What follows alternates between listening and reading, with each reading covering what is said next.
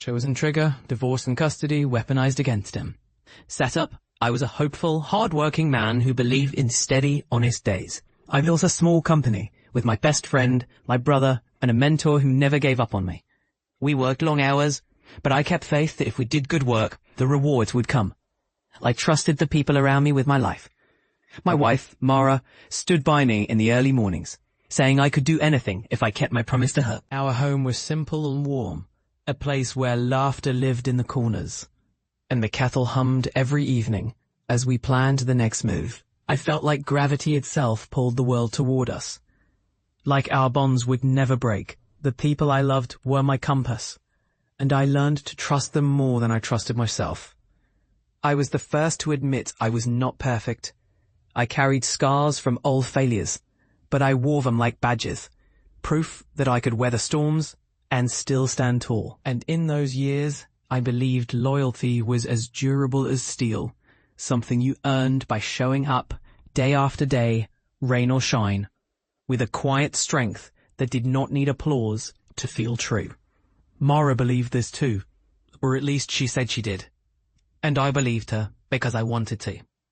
I believed in the future we spoke of at night, when the world went quiet and our hands found each other under the covers, and promised to keep trying, to keep choosing each other, to keep building something that would outlast the doubts around us. I trusted her with every decision I made, with every risk I took, with every secret I kept, for the sake of the family we were trying to grow. And I did not see the red flags turning pale in the distance.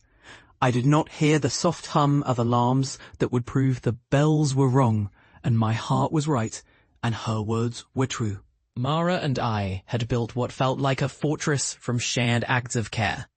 A place where my stubborn optimism was allowed to thrive, where every knock at the door could be answered with a smile and a plan.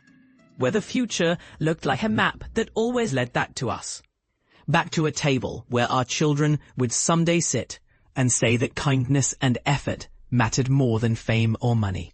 I thought I knew the kind of loyalty that keeps a person from choosing safety over truth, the kind that makes a promise last longer than the thrill of a new life elsewhere.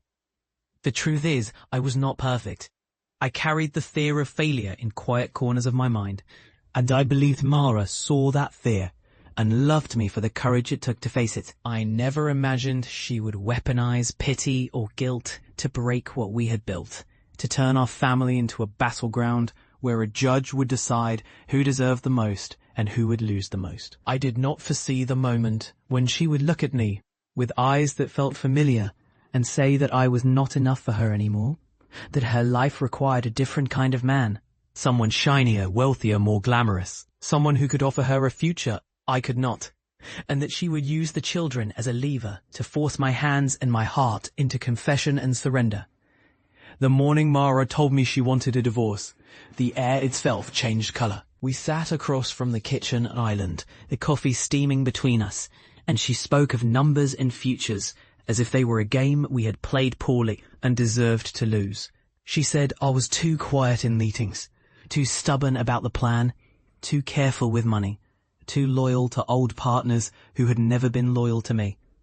She asked me to sign away the bricks of our home, to let the state decide who would keep the life we had built.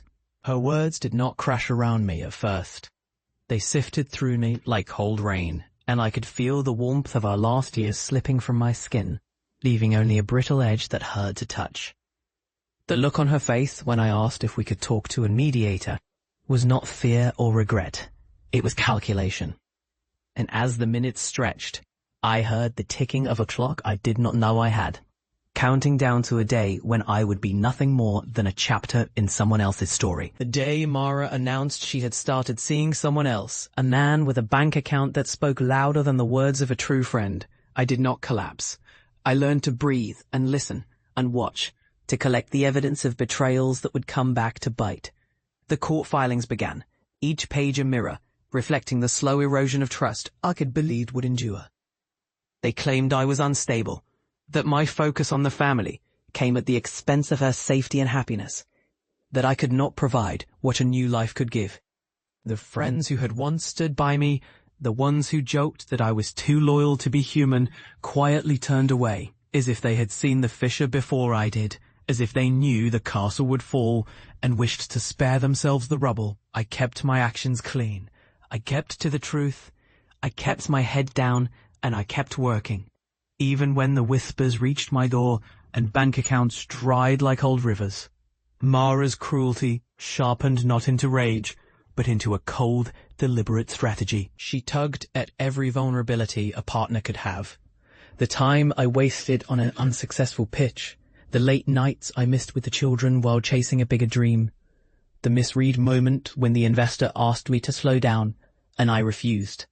She made a show of the children, their little mouths moving with questions I could not answer, because every answer felt like taking sides in a game I had never agreed to play.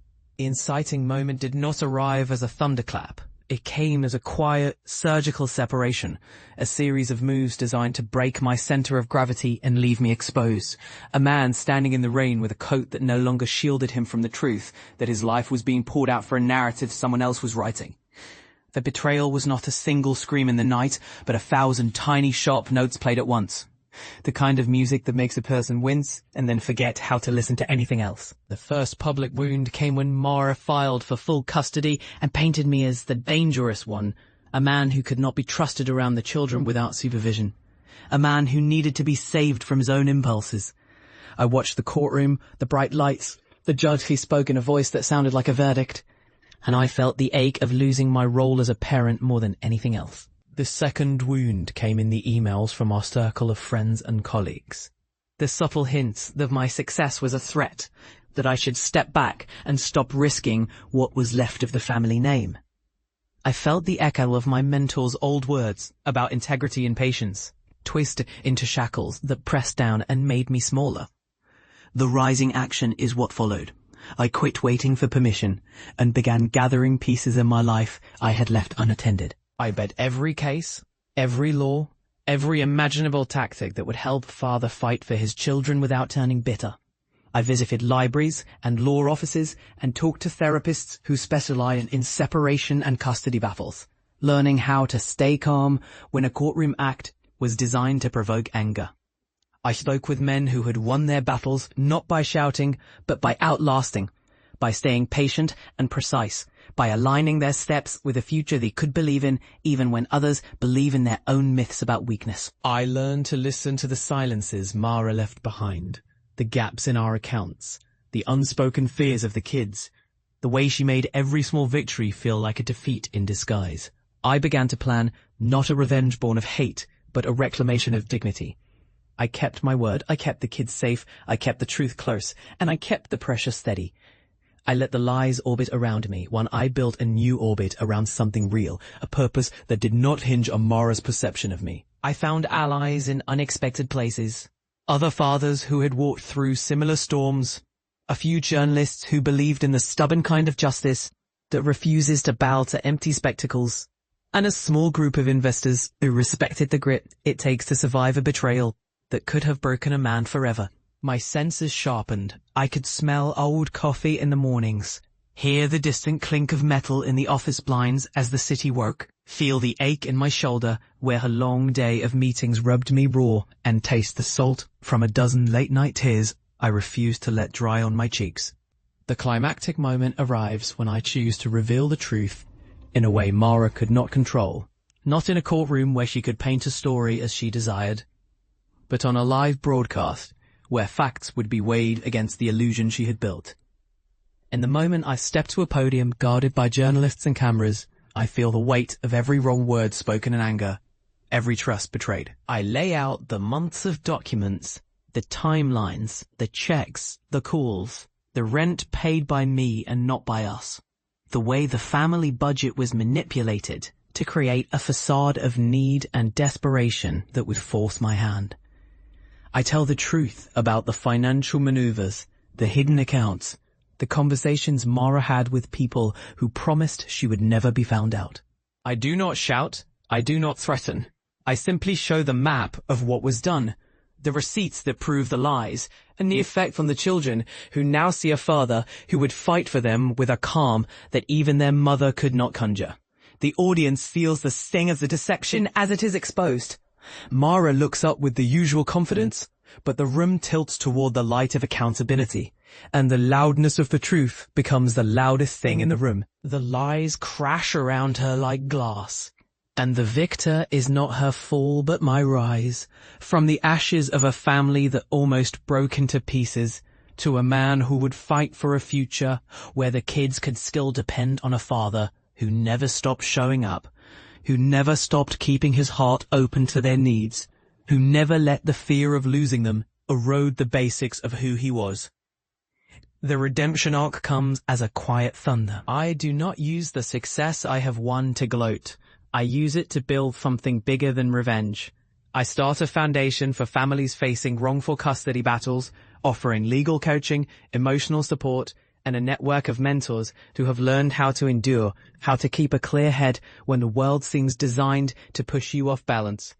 I write a book that does not glamorize rage, but explains how to convert pain into purpose, how to turn the ache of betrayal into a plan that helps others navigate their own storms with honesty and resilience.